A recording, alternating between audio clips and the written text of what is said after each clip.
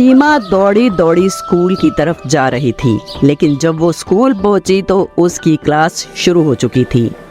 वो जब अपनी क्लास में पहुंची तो मैडम ने उसे दरवाजे पर ही रोक दिया। तुम आज फिर लेट हो, ये तुम्हारी रोज की आदत बनती जा रही है सीमा। आज तुम्हें इसकी सजा जरूर मिलेगी। लेकिन मैडम, मैंने जानबूझकर लेट नहीं किया। मैं कुछ सुनना नहीं चाहती। आज तुम सारा दिन क्लास के बाहर ही खड़ी रहोगी।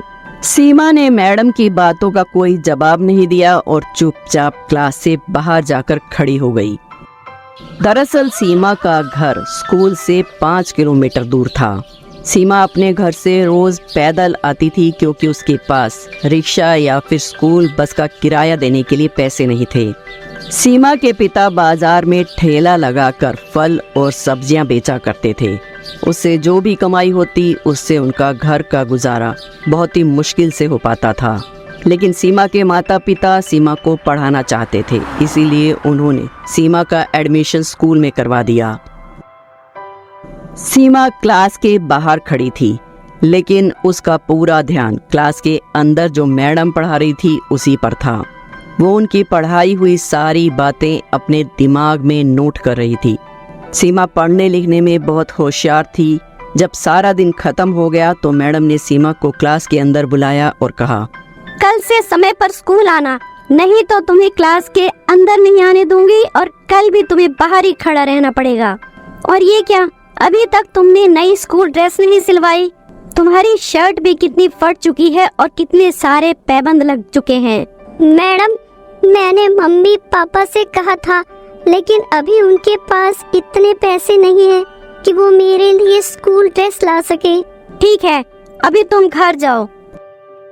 सीमा जब क्लासरूम से बाहर निकलती है तो उसकी क्लास की लड़कियां उसके फटे हुए कपड़ों का मजाक उड़ाती हैं, लेकिन सीमा किसी से कुछ नहीं कहती। वो पैदल घर आती है। पढ़ाई से जो भी वक्त निकलता वो उसमें अपने माता पिता के साथ सब्जियां बेचने में मदद करती और सब्जियां बेचते हुए भी बीच बीच में वक्त निकालकर वो पढ़ाई करती। धीरे धीरे साल बीत गया और अब सीमा ने 5वीं क्लास की परीक्षा पास कर ली थी। वो अपनी क्लास में अव्वल आई थी। घर आकर सीमा ने ये बात अपने पिता को बताई। सीमा बिटिया, ये तो बहुत अच्छी बात है। तुम खूब मन लगाकर पढ़ रही हो। देखना, एक दिन तुम बहुत बड़ी अफसर बनोगी। लेकिन पापा, इस बार मैं पुरानी किताबें नहीं लूंगी। इस बार मुझे नई किताबें चाहिए। मेरी पुरानी किताबें देखकर मेरी सहेलियां मेरा मजाक बनाती हैं। सीमा की बात सुनकर उसके पिता थोड़े परेशान हो गए। उसके पिता को परेशान देखकर सीमा की माँ उससे कहती है, सीमा बेटी, तुझे पढ़ाई से मतलब है ना, या कि किताबों से? किताबें पुरानी हो या नई, उससे क्या फर्क पड़ता है बेटा? लिखा तो उनमें वही सब कुछ होता है ना। इसलिए तू पुरानी किताब से ही पढ़ाई कर ले। तू तो मेरी अच्छी वाली गुड़िया है ना। ठीक है माँ। सीमा इस बार भी अपने किसी सीनियर की पुरानी किताबें सस्ते दाम पर खरीद लेती है। सीमा की पुरानी किताबें देखकर उसकी सहेलियां हंसकर उसका मजाक बनाने लगती हैं। सीमा, नई क्लास में भी फटी हुई किताब? इन किताबों में तो तेरा नाम लिखने तक की भी जगह नहीं है। मेरी किताब फटी हो या फिर पुरानी हो, देखना क्लास में तो इस बार भी मैं ही अव्वल आऊंगी। सीमा दूसरे बच्चों की तरह लंच में तरह तरह के पकवान नहीं लाती थी। एक दिन स्कूल में लंच के समय, चल सीमा, खाना खाते हैं, बहुत भूख लगी है। ठीक है। प्रिया ने अपना लंच बॉक्स खोलकर देखा तो उसमें फ्राइड राइस और चिली पनीर रखे थे। अरे वाह, आज मम्मी ने मेरी फेवरेट डिश बनाई है। इसे खाकर तो मजा आ जाएगा। प्रिया का लंच बॉक्स देखकर सीमा अपना डिब्बा खोलने की हिम्मत नहीं कर पा रही थी कि तभी निशा वहां अपना लंच बॉक्स लेकर आ गई। निशा, तू आज लंच में क्या लाई है?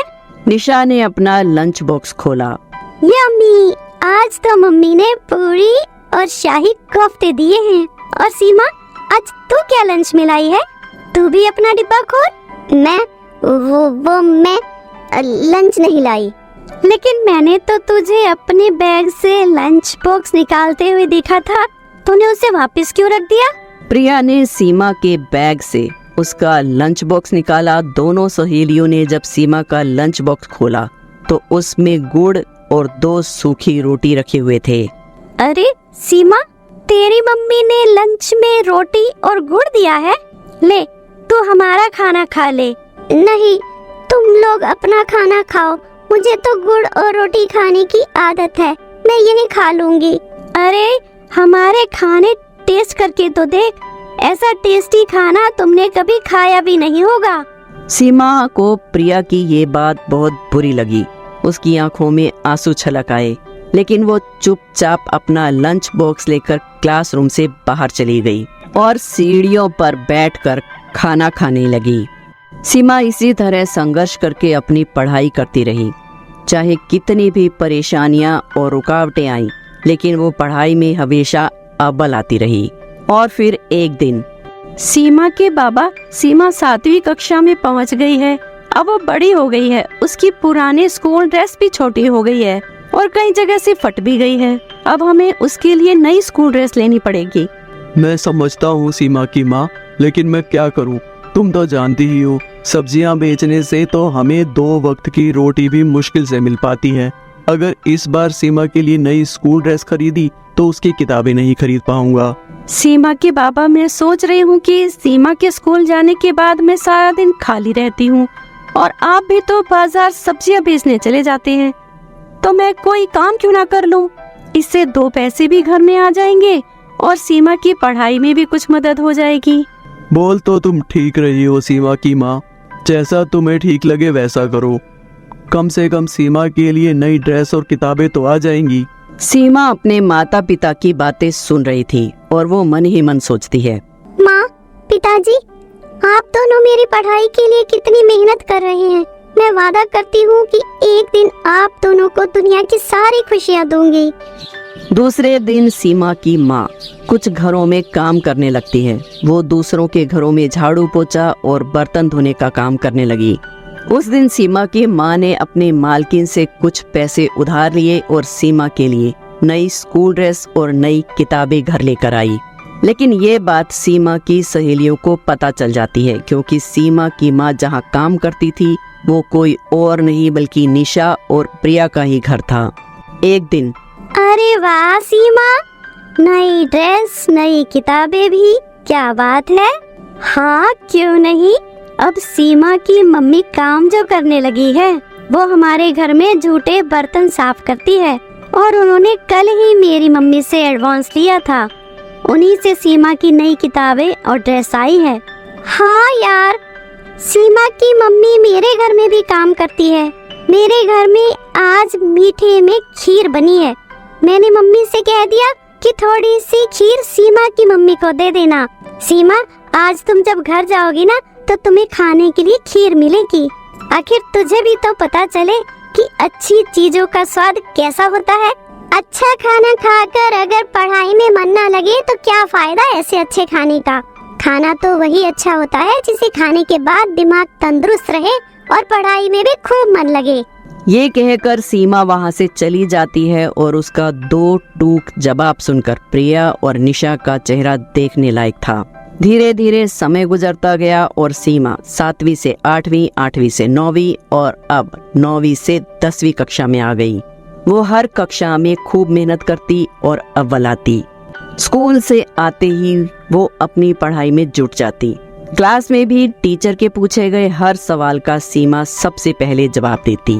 5 किलोमीटर पैदल स्कूल जाना और आना सीमा के हौसले को तोड़ता नहीं था, बल्कि उसे और बढ़ा देता।